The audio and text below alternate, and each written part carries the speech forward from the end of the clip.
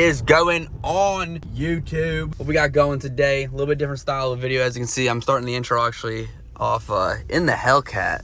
Yeah, y'all already know. But we are currently en route to Kyle's house, like always. I got the little part that we needed for the intake. So we're gonna put that on. Also, crazy thing happened. The car did throw a code. No check engine light, but it did throw a soft code.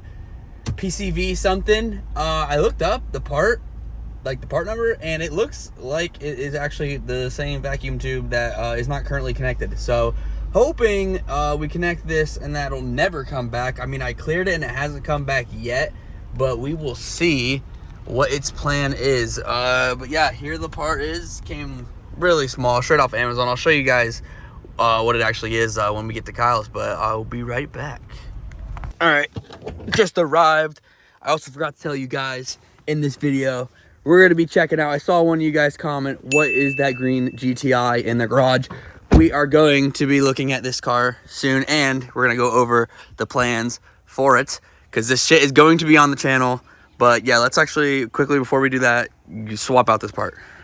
Yeah, like I said though, here it is. Y'all remember, it's this one. Still didn't connect it, but... All right, yeah, so basically, he marked a line where we're going to drill it in, and this thing will go through there. That tube will connect to that, and then boom, yeah.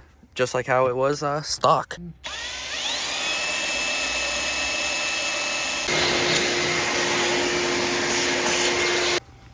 Simple.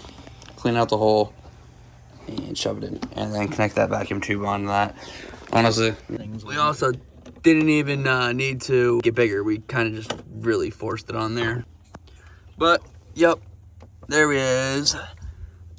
It is on.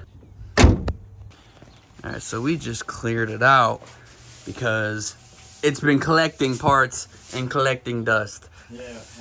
As we can see, it is completely stripped out. He actually, believe it or not, this thing it wasn't running, right? Or was it running?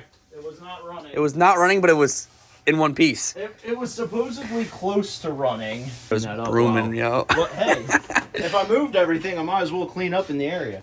So, you know, you buy a project car, and if you know anything of, you know, getting a project car, there's so many people out on Marketplace that are going to go, it just needs. It just needs. It's never that. Don't ever believe that it just needs such and such. Apparently it needed a custom downpipe because it was big turbo.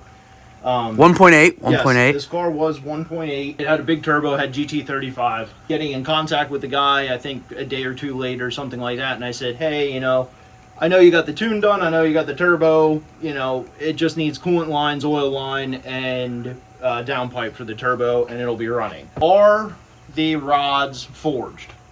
No. I'm not running a GT35 on a block that does not have forged rods. They will bend immediately. These are terribly thin rods in 1.8Ts. So I thought, okay, we're just going to do a KO4S. We'll make it a nice streetable car. We'll ditch the GT35. I started going through it because, again, I never trust anybody. I wanted to make sure that everything was done that he said was done. I went through the timing. He did do that. But I was going to redo oil pump chain, oil pump tensioner for the chain. So I drained everything out, dropped the oil pan, and immediately found metal shavings in the oil pan. I went through the entire engine. None of the bearings were worn. Rods weren't bent. There was no scoring in the cylinder walls. There was no scoring on the piston skirts. Every single ring was still there. It didn't break any of the piston ringlands. I don't know where this metal shaving came from. Yep, so at that point, you know, I've already have the engine fully apart. So this was a 1.8T O2J, so it was a 5-speed car from factory. I believe they only did this color in, and it's very dusty. I believe they. I have not seen the hood down in so long. Yeah, no, me neither. And it just barely clears my garage door so that I can get it by. It's millimeters. I can't even get my finger in that gap. And I don't even know if they did that many into 03 because they started doing the 20th anniversary cars. Like I said, everything was blown apart, and I came across a TDI swap, and it was dirt cheap. And it had stupid low mileage. I think it had 120,000 on it for an ALH. If anybody knows ALHs, 120,000. They're not even broken in yet. They run forever. I figured, look, every single Mark IV is the same. I was gonna say that. Yes, every Mark IV. Think about it, one. guys. Think about it, guys. Have you seen a built 1.8 before? Yes. Yep. But have you seen what we're about to explain before? No. Built VR6s, built 1.8Ts, they're all the same. But oh, what wheels are you gonna go with? BBS LMs or WCIs or something like that.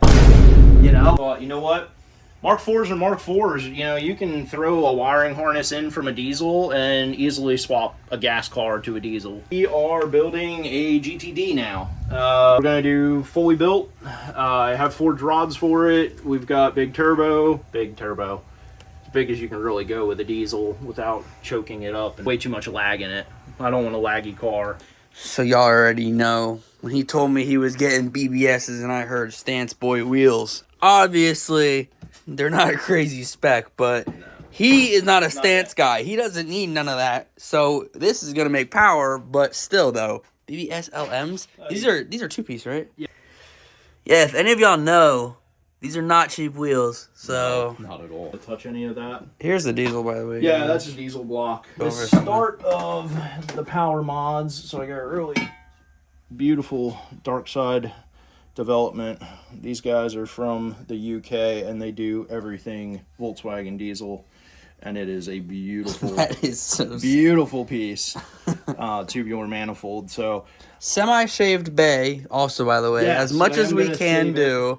We're not going to go crazy. It's not going to be like a Waterfest car, but no. It's going to be noticeable. It's going to be wired, like a couple of wires tucked. And then this guy is just a OEM manifold from a PD 115, so it's got a little bit larger inlets on it, and then they chop it in half and they make their own plenum and put a vacuum source onto it for boost gauge. This I might run for a little bit, or if I end up finding a tubular intake manifold, in the meantime, I might pick one of those up. That's the downpipe for the TDI. This is also dark side. These are done by hand. Not for road use. Well, there you go. There you go. What are you talking about? Yeah, all these are done by hand. All those welds are done by hand. Every single one of them. There's no machine there doing it. But they make really nice stuff. Oh yeah, it's all TIG. Sick. Wait a minute. That is not the correct turbo flange. Also, that is not the correct turbo flange for an ALH. You are right. A GTB 2056 VK. So this is a 4th generation. Damn. Okay, that is pretty big though. Yeah, I wish I had the VNT 15. They are tiny compared to this. This was made by X-Man. He is also in the UK. Everything good for diesels for Volkswagen is in the UK. Don't ask me why. It's just, we don't do anything over here for them. Yeah, no diesel love here. That's why... There isn't. Like, they had the GTD over in Europe, but... Allegedly, it should be somewhere around 300 horse and around 500 foot-pounds of torque. I really wanted a 6-speed for it. Not to interrupt. Oh, yeah. If anybody needs those, hit me up. Green BBS. You don't find green BBS. So, actually, we popped the trunk here. Check out, if you're a VW nerd or whatever, if you know your stuff, you'll know what all these pieces are. We're going to go over these pieces and what the heck they are, because we got boxes of them. Yeah. So, radio cage. For the radios, and if you know Mark IVs, these things are fucking brittle as hell, and they are always broken. And this one is not. It's not broken anywhere, and I was very surprised on that. And this is it was 20th? shipped. Yeah, and this is 20th, and it was also shipped to me. Y'all know it's a silver. Brushed. Yeah. Anything brushed aluminum is from your 20th or R32. Got the grab handle, which I just got today, so that's up for the driver's side. We got the radio cage. We've got the bezel for the HVAC. We've got the cup holder, which doesn't really hold cups, but you still want the actual brushed aluminum piece. Damn. This would be your ashtray cover, so this would be over this. It is actual aluminum, but it's aluminum that's bent over the actual factory plastic piece. Last R piece. Ooh, yeah, the dead pedal. Yep, that's the dead pedal for the R32. So the pedals, full pedals, so gas, brake, clutch, and the dead pedal are all the R32 stuff. These are not cheap anymore, and I'm so glad that I was these actually came with the car when I bought it. This is the TDI one. So if you'll look, TDI only goes up to $5,000. Regular cars go up to 7, so anything gas. Is they make these in Europe in the silver, in the Highline TDIs. So I think I might just get because I'm immobilized defeated anyway, so I don't have to worry about the immobilizer in the clusters. I might just grab one of the Euro Highline diesels, and it'll have this silver trim. All right, so we got a little bit of parts out. We're going to run over these two, and then we're going to wrap it up. Yeah, and y'all got to freaking wait to see when we get started, obviously. It should be soon. Just got to get that Subaru out of the way. But yeah, before I wrap it up, let's go over what he's got here. Bunch of performance parts, so if you guys know performance-oriented stuff, you all know what we're talking about. If you don't, just like the video and y'all can leave if you want. But to make power on a diesel, all you need is air and fuel. That's all you need. So the more fuel and the more air you can cram in a diesel, the more power you're going to make. So we got upgraded injectors. These are 0.26. I forget what the factory size is, but these are fully refurbished, new nozzles. They're ready to go. On factory manual transmission cars, you got 10mm pumps. This is an 11mm out of an auto car. It doesn't matter. They're all the same. They just, for some reason, the auto's got a bigger pump drive. This is an 11mm. It'll be able to handle all the fuel that I'm pushing through the lines. So they actually had a direct fuel line going into the tank, and this pump just siphoned it up from the tank straight into the injectors. Like I said, I still need to order pistons and decide what I'm doing there. I already got bearings for it.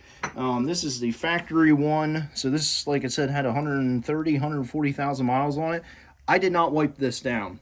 This is exactly how it came out of the engine. But if we look here, we've got, and these are straight from Germany, some forge rods.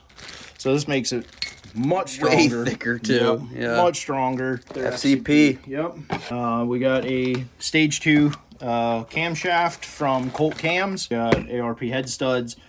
Y'all may not know what we're talking about, but if you keep watching, you'll freaking learn. I'm learning, honestly. I'm learning here. He's teaching me everything because I don't know what a lot of this stuff is, but that's why I'm here and I'm trying to learn. That has basically been the video. I'm trying to stay loyal to the weekly uploads. Hopefully you guys freaking enjoyed. So, and this, obviously, this is a good car to film content on. As soon as we can get this Subaru out of the way, basically, this has just been sitting here for freaking years, and that's a whole other thing to talk about another day. This is the first time you guys see me in third person in this video. Next video, PT. We're gonna have a banger on that. Got a lot of shit coming for that. Got a lot of updates for you guys on that one. And I will see you guys in the next video later.